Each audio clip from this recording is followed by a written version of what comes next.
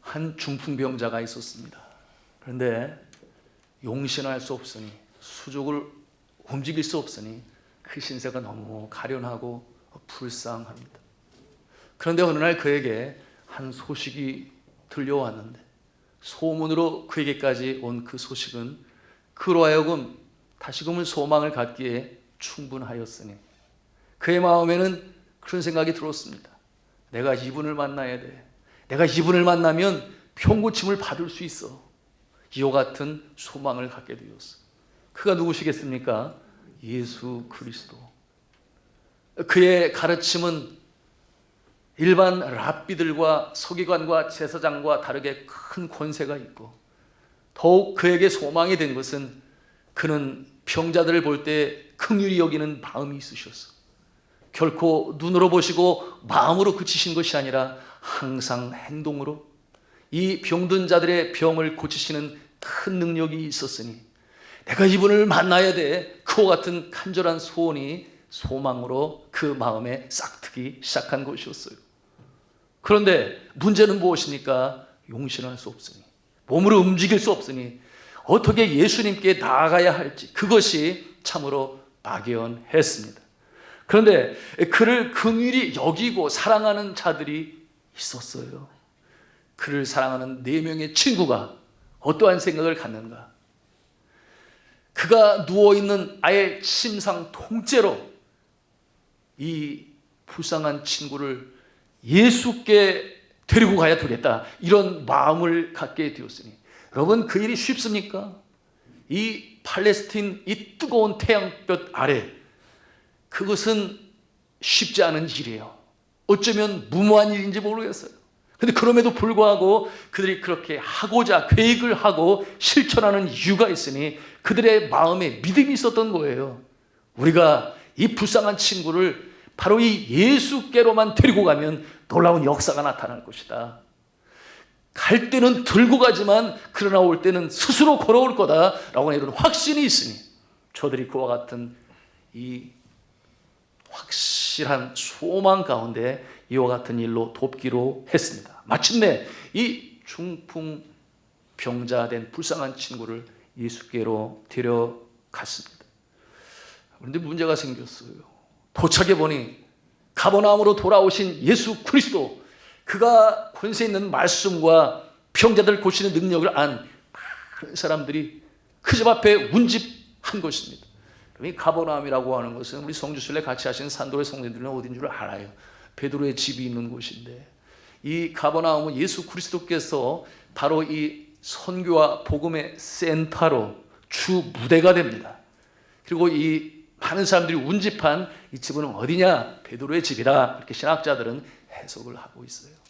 문제는 들어가서 예수님을 만나야 되는데 많은 사람들이 모여있으니 도대체 뚫고 들어갈 수가 없어요.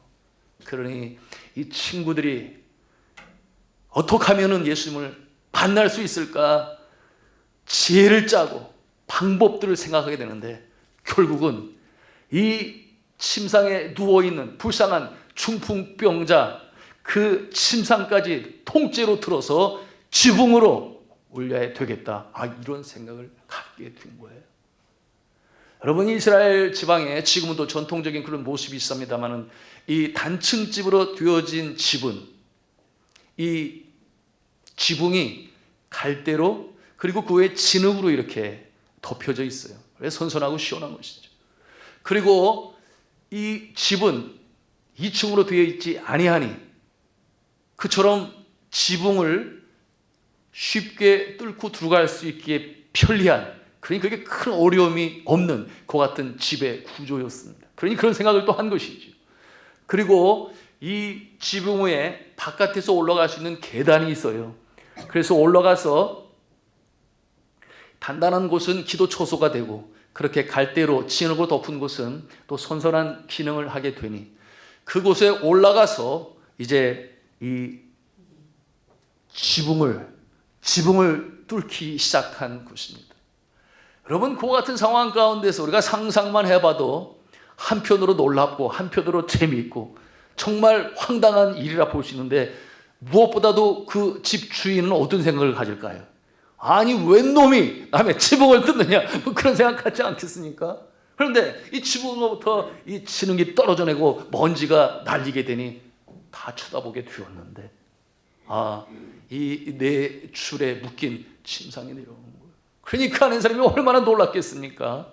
그런데 내려왔는데 그 모습을 보니 용신을 할 수 없는 이 중풍병자가 그 침대에 누워 있는 것을 보고 저들이 깜짝 놀라지 않을 수가 없었어요.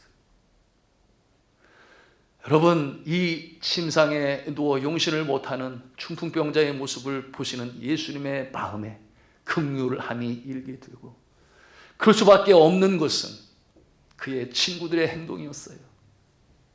얼마나 저들이 이 친구를 사랑하면, 그리고 나를 만나기 위하여 지붕까지 뚫고 이렇게 내릴 수가 있단 말인가 하는 이 그들의 모습에 예수님의 마음에는 감동이 일었던 것이죠. 긍휼히 여기심과 감동이 일게 되니 예수님께서 어떻게 하십니까?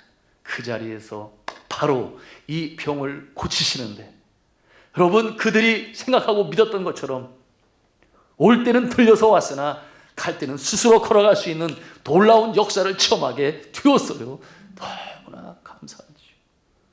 우리가 이 모습을 상상만 해도 너무 좋고, 또 성경에 있는 내용만 읽어도 참 마음에 기쁨이 있는데요, 이 놀라운 치유의 역사, 예수님의 삼중 사역 중에 한 가지, 천국 복음으로 전하시고, 그런가 하면 천국 백성이 어떻게 살아야 할 것인지 윤리적인 말씀으로 가르치시고, 그리고 이 세 번째는 병들고 힘든 자들을 고치시는 이 삼중 사역 중에 하나가 이렇게 놀랍게 나타나고 또 기록으로 우리에게 전해주고 있는 것입니다.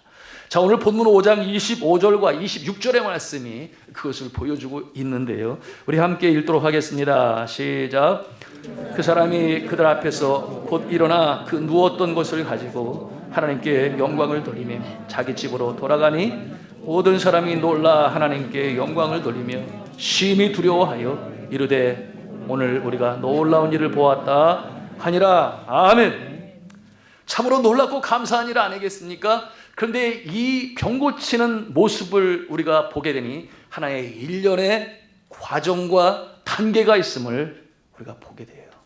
그래서 그와 같은 과정을 우리가 오늘 이 시간 말씀을 통해 대하면서 우리가 하나님께서 위로부터 주시는 이 은혜를 받고자 하는 것입니다. 첫째는 우리 같이 한번 한 음성으로 하겠습니다. 인생의 불행은 죄의 문제이니, 먼저 죄의 사함을 받아야 합니다. 그렇습니다. 인생의 모든 불행의 문제들은 죄로부터 기인되는 것이니 먼저 죄의 사함을 받아야 한다. 그것이 오늘 말씀을 통해서도 우리가 발견하는 내용인 것입니다. 자, 오늘 병자를 고치시는 예수 그리스도께서 제일 먼저 한 것이 있으니 그것이 무엇입니까? 우리 20절 말씀을 또 함께 읽도록 하겠습니다. 시작. 예수께서 그들을 믿음을 보시고 이르시되 이 사람아 네 죄사함을 받았느니라 하시니. 아멘. 자, 병을 고치시기 전에 예수님께서 먼저 하신 일이 계시니 그게 뭐냐? 죄사함을 하시는 일. 내 죄사함을 받았느니라. 이 죄를 사하시는 일을 먼저 하십니다. 여러분, 여기서 언급한 이 죄라고 하는 것은 원죄를 말하는 것이에요. 태어날 때부터 갖고 태어난 인간이 가지고 있는 원죄. 여러분, 지난 주일 오전 그리고 오늘 주일 오전에도 바로 이와 같은 부분을 함께 나누었습니다만, 인간 누구에게나 태어날 때부터 갖고 태어나는 마치 유전자처럼 인간의 심령을 얽매이고 있는 이와 같은 이 원죄, 우리가 창세기를 통해서 잘 알아가고 있습니다. 여러분, 처음 인간인 아담과 하와가 에덴 동산에서 하나님께서 하지 말라고 하는, 먹지 말아라, 하나님과 인간과의 관계, 이제 여러분 다 아시겠죠? 뭐냐면 창조주와 피조물의 관계는 어떠한 관계인가? 하나님은 사랑으로 돌보고 축복하시고, 그리고 인간은 기쁨으로 순종할 때 그와 같은 샬롬의 상태를 이루는 것인데, 그런데 이 인간이 이 사단의 괴계에 빠졌어. 이 거짓의 아비에게, 그 괴계에 마음을 빼앗기게 되니 결국 하나님의 명령을 거역하게 되고, 지의 결과는 얼마나 끔찍한지 사망에 쏘는 사망에 굴복하는 그와 같은 모습이 없어요. 영원히 살도록 그렇게 지음받은 존재가 이제는 영적으로 그 모습이 죽은 모습이 되었고, 그런가 하면은 또한 육신적으로도 서서히 죽어가는 이와 같은 죄의 결과를 아무도 이겨낼 재간이 없었습니다. 자, 이처럼 영원히 살도록 만들어진 존재가 아니라 이제는 그 생명이 유한한 존재가 되고 말았다. 그렇게 추락하였습니다. 정말 비극 아니겠어요? 죄는 모든 불행의 근원입니다. 수많은 육신의 질병, 정서적 우울감, 불안함, 욕심과 시기와 질투, 그렇기 때문에 나타나는 이 다툼과 전쟁, 심지어 이 비협조적인 자연 세계 있지 않습니까? 가뭄과 홍수, 지진과 해일, 폭염과 한파, 이와 같은 모습들이 다 죄로부터 기인이 되었다. 행복의 반대편에 서 있는 이 모든 불행의 근원인 죄, 이 죄는 인간의 힘과 능력으로 해결할 수 없다. 오늘 아침에도 함께 나누었습니다. 과학이, 교육이, 의학이, 심리학이, 정치가, 돈이 해결할 수가 없어요. 이 죄에 관한 문제는 학문의 문제가 아니라 그랬습니다. 삶의 문제가 아니라고 그랬습니다. 이와 같은 모습은 영적인 것에 속한 것이니 소위 스피리추얼 매터, 무엇입니까? 영적인 문제. 그러니 이것은 오직 하나님께서 이 땅에 내려보내신 성자 예수님의 십자가의 보혈의 공로로 해결함을 받는 줄로 믿으시길 바랍니다. 죄인된 인간은 스스로가 죄를 없이 하지 못하니 죄 없으신 분이 해결한다, 그런 말씀이죠. 그래서 이 땅에 육신을 입고 강림하신 인간의 성정을 가지신 예수 그리스도께서 신인이라 그랬습니다. 신의 성정과 인간의 성정을 함께 갖고 계신 예수 그리스도께서, 오늘도 갈보리 찬양을 들었습니다만 골고다 그 언덕, 그 십자가의 양손과 발의 대못으로 박히시고 그 고통이 얼마나 심했겠습니까? 그때 하나님은 침묵으로 일관하시고 하나님은 아예 나타나지도 않으세요. 왜? 그 순간만큼은 죄인으로 죽으셔야 했기 때문에 철저하게 죽음을 경험하며 어린 양의 제물로 돌아가신 예수 그리스도.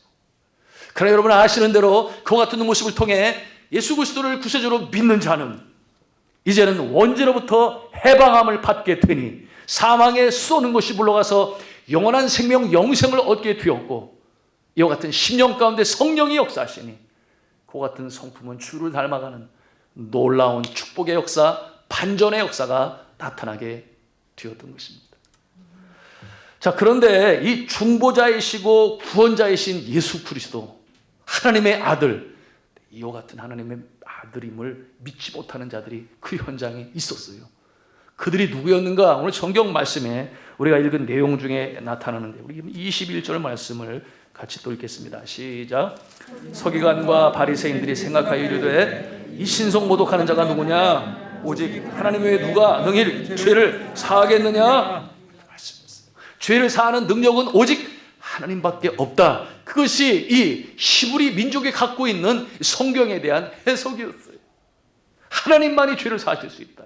그런데 죄 사함을 받았느니라 이렇게 선포하시는 예수님의 모습을 볼 때에 그들이 깜짝 놀랐던 것입니다. 왜 놀랍니까? 예수 그리스도를 하나님의 아들로 믿지 아니했기 때문에, 그저 하나의 평범한 랍비 정도로 여겼기 때문에, 자기들과 그 수준이 비슷한 또는 세례 요한과 같은 선지자의 모습으로. 그러니 신속 모독이 아니냐, 블레스피미, 이 하나님을 욕되게 하는 모습이 아니냐, 이와 같은 내용으로 예수님을 질타하고 저들이 진노하는 모습이 오늘 말씀 속에 있어요. 그런데 예수님이 그들의 마음을 다 알지 않습니까? 마음을 꿰뚫어 보시는 주님께서 그들을 향한 질문이 이어지게 되니 23절 말씀을 더 같이 읽겠습니다. 시작. 내 죄사함을 받았느니라 하는 말과 일어나 걸어나 하는 말이 어느 것이 쉽겠느냐, 그렇게 질문하고 있어요. 죄의 문제 그리고 병고침의 이 일과 서로 견주어 이와 같은 참 쉽지 않은 질문이에요. 그러니 저들이 답을 쉽게 하지를 못합니다. 자, 성도 여러분, 여러분들이 이와 같은 질문을 받는다고 상상을 해본다면 여러분은 어떻게 답을 하시겠습니까? 무엇이 먼저입니까? 1. 죄사함. 2. 병고침. 죄사함, 병고침. 예. 자, 어느 것이 쉽겠느냐 이렇게 질문할 때에 여러분, 이 죄사함과 병고침에서 어느 것이 쉽냐 굳이 따진다면 병고침이 쉬워요. 병고침이 쉬워요. 왜냐하면 병고침은 정도의 차이가 있으나 의사의 손길을 통해서 일반 은총으로라도 병은 고쳐지는 역사가 나타나니 오늘날에도 그래요. 그렇지 않아요? 우리가 의학을 신뢰하기 때문에 여러분, 병원은 계속 늘어가고, 예. 또 우리나라는 의료보험이 참 잘 돼 있어서 감기만 걸려도 병원에 가요. 여하튼 그런 모습이 미국 사람들이 제일 부럽다고 그러는데, 여하튼 예수님께서 분명히 말씀하시기를 뭐라고 하셨는가? 건강한 자에게는 의사가 쓸데없고 병든 자에게라야 쓸데 있느니라. 마가복음 2장 17절에 그렇게 말씀하신 것은 의사의 역할이 분명히 있다. 병 고치는 일로 쓰임을 받는다. 그러나 이 죄사함이라고 하는 것은 그것이 단순히 자범죄로 부모님을 마음 상하게 하는 그런 죄가 아니라, 여기서 말하는 죄사함은 무슨 죄라고 그랬어요? 원죄라고 그랬어요. 이 죄사함은 오직 하나님의 아들, 이 예수 그리스도만이 할 수 있는 그와 같은 죄사함이니, 여러분, 이 인간이 태어날 때부터 안고 끌어안고 살아가는 이 원죄, 모든 불행의 근원이 바로 이 원죄라고 말씀을 드렸습니다. 해결하지 못하는 영역. 근데 예수 그리스도께서 그들에게 묻는 거예요. 죄사함이냐 병고침. 그러시면서 예수 그리스도께서는 내가 죄를 사하는 권세가 있느니라, 하늘과 땅의 모든 권세를 내게 주셨으니, 이와 같은 예수 그리스도의 정체성을 드러내 보이시면서 소위 데몬스트레이션이라고 그러죠. 이제 증거하는 것입니다. 시위하는 것입니다. 보여주는 거예요. 봐라, 내가 죄를 사하는 권세가 있다. 이처럼 담대하게 예수 그리스도께서 오늘 이와 같은 모습을 보여주시는 것입니다. 자, 사랑하는 성도 여러분, 구원자 되신 예수 그리스도를 믿어 죄사함을 받으시기를 바랍니다. 저는 벌써 다 받았어요. 이렇게 아주 확신을 가지고 계시면 너무 감사하죠. 예. 자, 여기서 행복이 시작되죠. 죽었던 영혼이 소생하니 생명력, 바이탈리티가 참 넘쳐 오릅니다. 하나님과의 정상적인 관계도 다시금 회복이 되게 되니, 여러분, 우리의 신령한 영안이 열리고 세상이 보지 못하는 것들을 우리는 말씀을 듣는 가운데, 읽는 가운데, 기도하는 가운데 위로부터 주시는 지혜를 우리가 보게 되는 거예요. 이와 같은 특권이 바로 예수 믿는 자에게 하나님께서 주시는 선물이다. 뿐만 아니라 하나님의 자녀가 되고, 이 땅에서는 하나님이 돌보시며 형통함의 역사가 있으며 저 하늘나라에서는 영생 복락의 역사가 있는 줄로 믿으시길 바랍니다. 자, 그러므로 우리 성도님 여러분에게 질문을 합니다. 죄사함이 중요합니까? 육신의 치유가 중요합니까? 둘 다 중요해요. 둘 다 중요해요. 그러나 우선순위로 묻는다면 무엇이 먼저 와야 되겠습니까? 죄사함이 먼저 와야 된다. 여기서 말하는 것은 원죄의 사함이다. 그러므로 예수 그리스도께서는 이와 같은 모습을 오늘 이 일련의 단계의 과정으로 보여주시는 것입니다. 그래서 예수님이 그렇게 하신 거예요. 내가 죄사함을 받았느니라, 먼저 그렇게 하시고 나서 이제 병 고치는 역사로 나가게 된다. 우리의 삶에 적용 얼마든지 쉽게 할 수 있죠. 하나님의 자녀, 하나님의 백성이 되고 나서야 놀라운 주의 기적과 같은 이 놀라운 치유의 역사도 있고 회복의 역사도 있고 소생함의 역사가 있는 줄로 믿으시길 바랍니다. 그것이 예수 믿는 자에게 나타나는 하나님의 은혜다. 우리가 이해할 수 있어야 되겠습니다. 두 번째, 따라서 합니다. 믿음이 필요합니다. 어떤 믿음이겠습니까? 예수 그리스도가 하나님의 아들이라고 하는 이 확고한 믿음이에요. 영혼의 구원자시니 나의 죄를 사하시며 영생을 주실 뿐만 아니라 하나님의 자녀가 당하는 고난과 아픔과 슬픔과 염려를 예수 그리스도께서 고쳐주시고 해결해 주시고, 그러니 예수님은 나의 구원자, 내 영혼의 구세주일 뿐만 아니라 나의 삶이 더욱더 풍성하게 되는 일에 내가 온 것은 양으로 생명을 얻게 하고 더욱더 풍성히 얻게 하려는 것이라. 여러분이 확고한 믿음을 가지시기를 주님의 이름으로 축복합니다. 이 치유와 소생과 회복의 역사에 아주 중요한 요소가 믿음이라고 했어요. 그런데 이 믿음이 없었다면 이렇게 중풍에 걸려있는 친구를 들것으로 메고 주 앞에 나올 이유가 없는 거죠. 그리고 그 소문으로 들어 내 마음에 확신이 없다면 그와 같은 상황에서 예수를 향한 갈망과 소망이 이 환자에게 없을 것인데, 그런 확신을 가지고 있었다 그 말이에요. 그러니 예수 그리스도께서 그들을 바라보시면서 뭐라고 말씀하십니까? 20절 초반부에 우리가 그 모습을 대하게 되니 예수께서 말씀하십니다. 예수께서 뭐라고 그랬어요? 그들의 믿음을 보시고 라고 말씀하고 있는 거예요. 그런데 이 중풍병자 한 사람의 믿음이 아니라 복수로 말씀하고 있으니 그들의 믿음을 보시고 이렇게 말씀하고 있어요. 그들의 믿음을 보시고. 이 네 명의 친구와 또 함께 온, 또는 그 상황에서 지붕을 뜯어내면서 어쩌든지 하나님의 아들이신, 병 고치는 권세가 있으신 예수님 앞에 보여드려야 돼. 이런 확신이 없이는 그렇게 무모한 지붕을 뜯어내는, 저는 상상을 해봤어요. 나중에 지붕을 누가 고쳐주었을까요? 친구들이 잘 해줬겠죠. 기쁨으로 했겠죠. 그걸 못하겠냐? 이렇게 놀라운 축복의 역사가 있는, 이 확신 강한 믿음 여러분에게도 있기를 저는 주님의 이름으로 축복합니다. 이 믿음이 살리는 거예요. 살리는 역사가 믿음 가운데 나타납니다. 우리는 모두가 예수 그리스도의 피로 죄사함을 받은 하나님의 자녀들 아니겠습니까? 네. 그렇기 때문에 믿으심으로 문제 해결을 체험하시는 복된 인생이 되어야 하겠습니다. 자, 세 번째로 한 음성으로 하겠습니다. 긍휼히 여기는 마음과 실천이 있어야 하겠습니다. 아멘이에요. 자, 오늘 이 가버나움에서 일어난 이 놀라운 축복의 사건의 역사에 이 발단이 있으니 그게 뭐겠어요? 친구를 사랑하는 마음 아니겠습니까?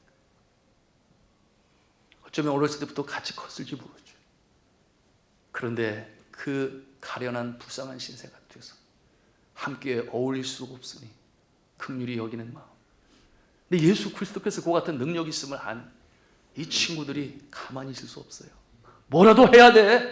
우리가 뭐라도 해야 돼. 이와 같은 사랑하는 마음, 긍휼히 여기는 마음, 그것이 있었기 때문에 시작이 된 것이죠.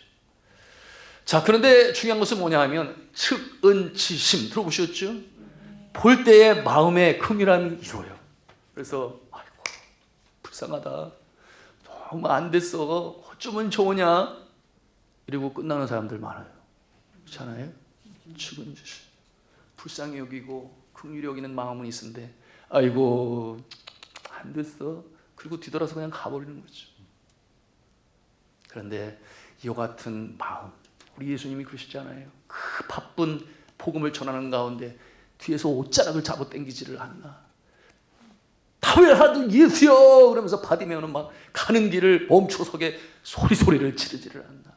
이 얘기지 못한 상황들이 벌어질 때마다 예수님은 그 자리에서 멈추시고 제자들은 주님 빨리 가셔야 됩니다. 빨리 배 타셔야 됩니다. 뭐 이와 같은 상황에서 아니야, 누가 내 옷에 손을 댔어. 예수님은 눈으로 보시고 마음으로 느끼시고 그래서 그냥 떠나신 적이 한 번도 없으니 손과 발로 이어져서 마침내 행복의 역사, 회복의 역사, 소생의 역사가 나타났다. 여러분, 우리가 주를 따르는 믿음의 사람들이라면 측은지심으로 끝나는 것이 아니라 눈에서 보고 마음으로 느끼면 그 다음에는 손과 발로 행함이 있는, 오늘 이 친구와 같은 모습이 되실 수 있기를 저는 주님의 이름으로 축복합니다. 자, 이와 같은 실천과 행동으로 연결될 때에 놀라운 역사를 체험하는 거예요. 그런 걸 우리가 말씀을 통해 듣지 않아요? 사랑하는 자들아, 우리가 말과 혀로만 사랑하지 말고 오직 행함과 진실함으로 하죠. 이처럼 행동으로까지 뻗어나간 이 인생에는 하나님께서 그 모습을 보시고 축복의 역사로 응답하시는 것이죠. 그러나 많은 사람들이 그러지를 못해요. 이제 말씀을 마감하면서 적용적 차원에서 네팔에 겪은 그리고 지금도 진행되고 있는 감동적인 스토리를 전하고자 하는데요. 리빙스톤 학교에 어느 날 보조 교사로 한 자매가 지원을 했어요. 정교사가 되지 못한 이유가 있었으니 초급 대학 2년 과정, 리빙스톤이 지금 그 과정인 2년 과정으로만 마쳤어요. 4년제 이 교육학 학사 과정이 아니었던 거죠. 그래서 그 전 단계 졸업교육, 그래서 Teachers Aid라고 해요. 보조 교사가 되었습니다.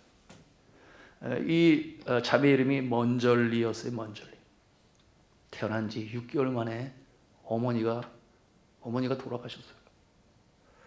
그리고 그 위로 오빠가 둘이 있었는데, 그런데 이 아버지는 새 장가를 들게 되니, 여러분 네팔에 그런 일 너무 많아요. 남존 여비. 그래서 아들은 건소하였으나 딸은 버려지게 되었어요. 그래서 고아원에 있게 되었는데, 그 피덩이 같은 어린 아가를 버리는 그와 같은, 참 이게 이제 폐륜 아니겠습니까? 여하튼 그런데 마침 그 고아원을 방문한 이 홀랜드, 네덜란드죠, 이 여성 싱글 선교사가 그 고아원에 함께 기거하면서 이 어린 아가를 만나게 된 거예요. 이것이 바로 하나님께서 뭐라 그러죠? 이렇게 서로 만나게 주선해 주신 참 이 운명적인 만남이었는데, 그래서 이 네덜란드 이 싱글 독신 여성교사가 그 아이를 입양하려고 했는데, 그때 입양법이 제대로 되지 않았어요. 그래서 그 아가를 돕기로 작정을 합니다. 그래서 유치원 때부터 이제 영어로 하는 사립학교에 기숙사가 있는 학교로, 그래서 이 먼절리 이 어린 아이를 보내게 됩니다. 그곳에 기독교 고아원에서 있었던 그가 이제 이처럼 영어를 사용하는 곳에서 공부를 하게 되니, 아무래도 참 이것이 바로 전적인 하나님의 은혜 아니겠습니까? 예. 그러던 중 이 선교사님은 본국으로 철수하여 돌아가게 되었고, 방학 되면 먼절리가 방학의 시작, 그때마다 와서 돕고 격려하고 위로하고 그러는 가운데, 이제 이 먼절리가 한국 선교사가 운영하는 리빙스톤이라고 하는 학교에 또한 여자 선교사를 만나게 되었으니 그것이 너무나 감사하고 기뻤던 거예요. 그래서 이 네덜란드 선교사와 이 한국 선교사, 그 이름이 앤 킴이에요. 제가 뭐 설명하지 않아도 잘 알죠. 둘이 만나가지고 이 먼절리의 삶에 대해서, 그치 나온 날들 속의 아픔과 회복에 대해서 많은 얘기를 하고 또 돌봐주기를 부탁을 했어요. 그래서 사랑으로 돕기 시작하였는데, 이 먼절리 자매가 자신은 간호사가 되고 싶다고, 그래서 인도로 유학을 자기가 가야 된다고. 그래서 그런 내용들 한번 이렇게 쭉 보니까 이건 아니에요. 순진한 네팔 사람들 이렇게 속여가지고 돈을 갈취하는 그와 같은 모습이었으니 가면 안 돼. 절대 가면 안 돼. 그러는데 부득부득 본인은 가야 된다. 여러분, 이렇게 혼자 자란 사람들의 특징이 뭔 줄 알죠? 자기 주장이 강한 거죠. 항상 스스로 해결하려고 했으니. 그래서 가게 되었는데 아니나 다를까 인도는 다 부서지게 되고, 그리고 조용히 다시 네팔에 돌아왔으나, 여러분, 이 앤 킴 선교사 앞에 나타나기가 쉬워요? 어려워요. 왜? 가지 말라고 조언을 줬는데 갔으니. 그런데 들어와 있다는 소식을 알게 된 이 앤 선교사가 당장 연락을 해서 데일 학교로 보라고. 그래서 이 먼절리가 학교로 오게 되었어요. 그때 앤 선교사가 그를 따뜻하게 맞아주었습니다. 그리고 이 먼절리는 고백하기를, 이제 선교사님의 조언을 제가 잘 듣겠습니다. 그래서 다독거리게 되었는데, 이 앤 선교사 품에 안겨서 그야말로 그렇게 울었습니다. 그리고 다시금 이제 학교 교사의 생활을 시작하게 되었는데요. 여러분, 이 앤 선교사는 그렇게 초급대학 과정으로 학교에서 정교사가 될 수 없으니 4년 뒤 대학을 나와야 돼. 그래서 지원하기 시작합니다. 그러면 네팔에서는 먼저 빨리 학교를 끝나고 가서 공부를 해야 돼요. 그러니 교사로서 해야 할 일을 아직 남아있음에도 불구하고 얼른 가서 공부를 해야 돼. 그렇게 그를 전폭적으로 지원하고 격려하게 되니 결국 공부해서 그 과정도 마치게 되었고, 그래서 리빙스턴 학교의 이 병설 유치원 원감이라고 해야 되나요? 원장이라고. 여하튼 섹션 인 차지라는 말을 사용하는데, 여하튼 그와 같은 위치에 서게 됐으니 정말 감사하죠.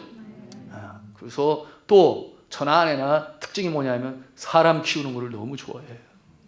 특히 선교사는 그런 마인드를 가져야죠. 우리나라의 백낙준 박사님이 연세대 초대 총장님이 그러시고, 그런가 하면 다 선교사님이 키운 거잖아요. 영락교회 한경지 목사님도 프린스턴에 가서 공부하게 된 배경이 선교사. 여하튼 그래서 대학원까지 진학하는 일에 선교사가 또 도와줘요.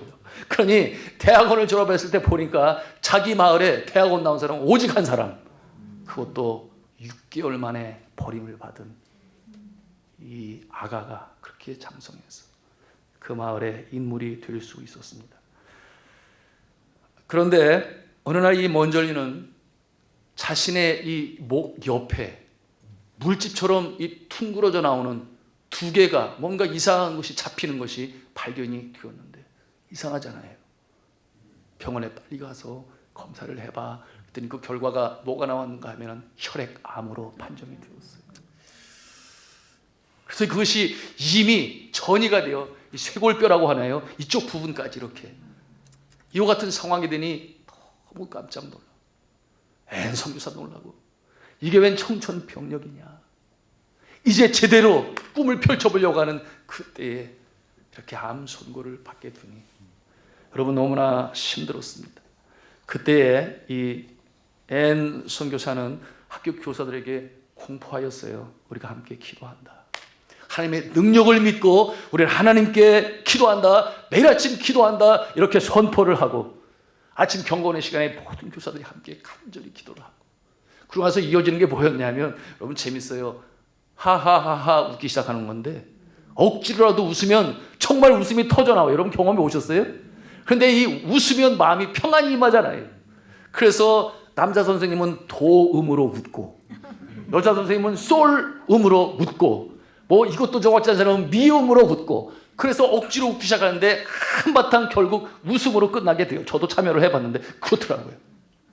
그렇게 눈물로 하나님께 간구하며 할 수 있는 모든 것을 주님 앞에 하는데, 이 먼저리가 보통 항암 치료로 들어가야 되는데 기도하는 가운데 확신이 왔는데, 지인을 통해서 했던 것이 아유르베딕이라고 하는 이 뭐라고 그래요? 생약, 히말라야 산진에서 나오는 약초, 이런 거를 통해서 만든 그런 약을 먹으면서 주님을 의지하고 기도하는 신앙이 얼마나 좋은지 몰라요.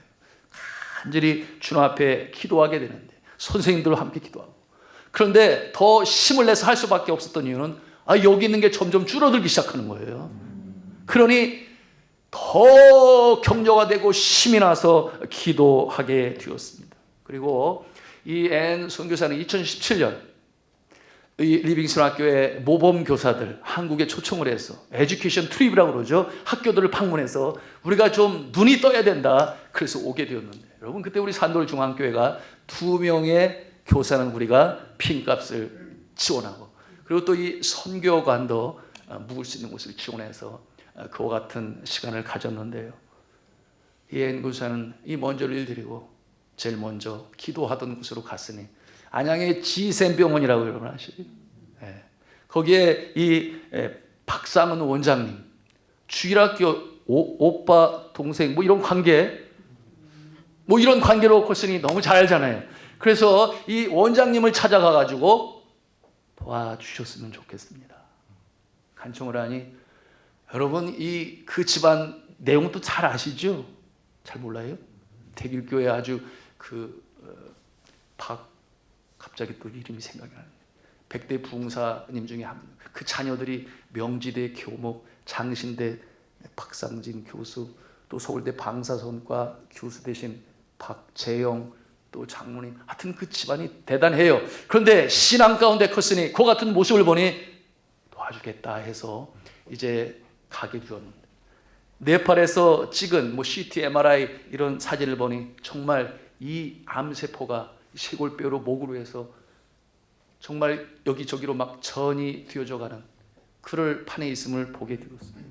그래서 한국에 와서 다시금 이제 사진 촬영을 하게 됐는데 뭐 CDMRI뿐만 아니라 패드CT 여러분 들어보셨을 거예요. 온몸 전체를 스캐닝을 해서 어디 암세포가 있는가 이것을 발견하는 것을 해야 되는데 이게 병원에서 아무리 디스카운트를 많이 해줘도 그 비용이 100만 원이 훨씬 넘는 거예요. 그 상황 가운데서 뭐 늘 선교사의 삶이 그렇죠. 없는 상황 가운데서도 어찌하든지 도와야 된다. 이 N 선교사가 그와 같은 지불을 하면서 이제 촬영을 하게 되었는데요. 검사 결과가 나왔을 때 환호성을 지르며 기뻐했습니다. 왜 그랬는가 하면 이제 그 암세포들이 다 사라지고 이 쇄골뼈 부분만 조금 남게 되었어요. 그러니 이것이 점점 줄어들어가는 과정인데 하나님께서 하셨는 줄로 믿습니다. 그러니 눈물을 흘리고 감격이 겨워 모든 교사들 N 선교사도 본인도 하나님께 감사하는 그와 같은 시간을 갖게 되었어요. 그리고 이제 네팔에 돌아가서도 그 교사들의 간절한 기도, 또 한국에서도 기도, 이와 같은 모습이었는데 코로나19로 인해서 이 N 선교사가 거기를 못 가잖아요. 네, 저는 좋은데, 저는 좋은데. 그럼 뭐 잉글리시 50이나 뭐 지금 뭐 우리 아이들 프라이데이 키즈 클럽 오늘도 영어 예배는 뭐 22명이 나왔다고 그러고 우리 자녀들도 여하튼 하나님께서 참 이렇게 우리 교회를 축복하심을. 그런데 가지 못하는 가운데 그곳에서 얼마 전에 소식이 왔는데 아름다운 사진과 함께 왔어요. 이 자매가 암이 완전히 치유가 되어서 결혼을 하게 되어가지고 신랑과 함께 아름답게 찍은 사진을 함께 보내왔으니 그야말로 할렐루야 아니겠습니까? 할렐루야죠. 여러분, 이와 같은 내용을 통해서 우리는 이 시대에도 과거에 이 침상째 들고 예수님을 만나야 돼. 그러면 다시금 치유될 거예요. 이런 사랑의 실천이 놀라운 역사를 만들어냈는데 오늘도 마찬가지예요. 사랑하는 성도 여러분, 교회 안에 하나님께서 매주 주신 구역원들 잘 챙기시고 같은 성도들, 우리 장로님들이 요즘에 우리 성도님들의 그 어려운 점을 또 같이 듣고 상담하고 이런 모습들도 있어서 너무 감사한데요. 여러분, 예수 그리스도의 피로 말미암아 한 피바다 한 몸 이룬 형제 자매들, 이 땅에서의 인연이 저 하늘나라까지 연결되는 줄로 믿습니다. 이와 같은 사랑의 실천으로 말미암아 그 모습이 너무 부럽고 누가 믿지 아니하는 자들이, 그러므로 사랑의 실천으로 이어지게 되니 여러분, 그 모습을 보고 감동을 받으신 예수 그리스도께서 놀라운 역사를 이루신 먼절리 자매의 사건도 그렇고, 사랑하는 성도 여러분, 이 모습으로 오늘의 말씀을 가슴에 담고 결단하고 다짐하고 전진해 나가시기를, 그러므로 하늘의 크신 은혜와 축복을 경험하시기를 주님의 이름으로 축원합니다.